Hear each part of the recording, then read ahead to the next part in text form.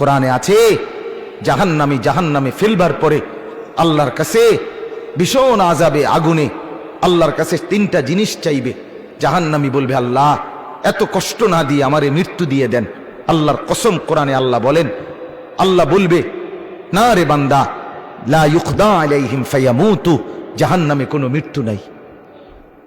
নাফরমান জাহান্নামী তখন বলবে, আল্লাহ তাইলে আমারে একটু তাখফিফ, একটু আযাব হালকা করে দেন, আমারে মাসে একটা দিন কদ্দুর বিরতি দেন, 24 ঘন্টার মধ্যে আমারে 10টা মিনিট হইলেও কদ্দুর আলগাত রাখেন, আমি আর পারছি না মাওলা।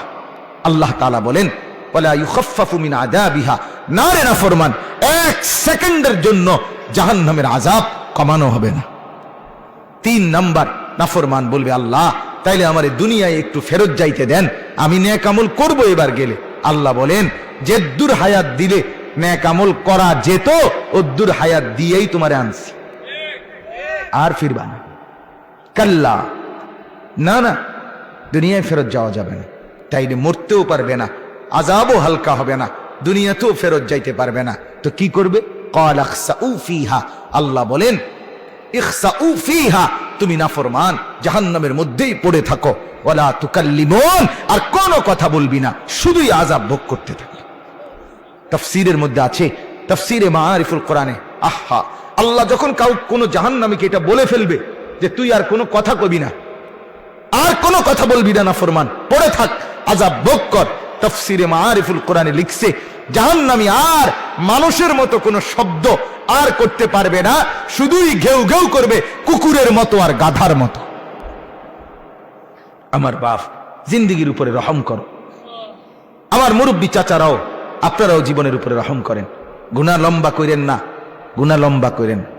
60 বছর ধরে টানা বিড়ি খান, এক টানা, কোন দিন বুঝবেন এটা গুনাহ?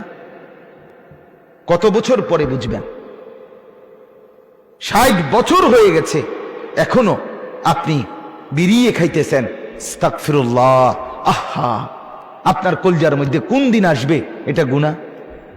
আর কত বছর পরে আপনি বুঝবেন চাচা? হলো 20 বছর ঘরে রঙিন টেলিভিশন চলে, প্রতিদিন নাচ গান, সিনেমা, নাটক, ছেলে মেয়ে, স্ত্রী, সন্তান দেখতেছে। কত বছর পরে বুঝবেন আপনি, আপনার পরিবার যে এটা গুনাহ? 30 বছর ধরে টানা ব্যবসা, একই রকম মিথ্যা, ওজনে কম দেওয়া, এরপর অবৈধ উপার্জন, ধোঁকা, প্রতারণা, সুদ, কিস্তি, লোন, এগুলো দিয়েই ব্যবসা করছেন। কত বছর পরে বুঝবেন এটা গুনাহ?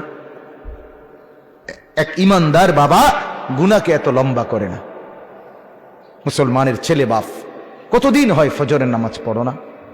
বলো তো ভাইয়া, আল্লাহকে সাক্ষী রেখে তোমার চোখ নিচের দিকে নামাইয়া বাপ, তুমি তোমারে বল, তুমি তোমার বিবেককে বলো না বাপ, আজ কতদিন তুমি মুসলমানের বাচ্চা না? তোমার বাপ মুসলমান, তোমার মা মুসলমান, তোমারে তো মরলে মুসলমানের গোরস্থানে দাফন করবে। তোমার কানে জন্মের পরে আজান দিছিল, নর্তকীর নাচ না।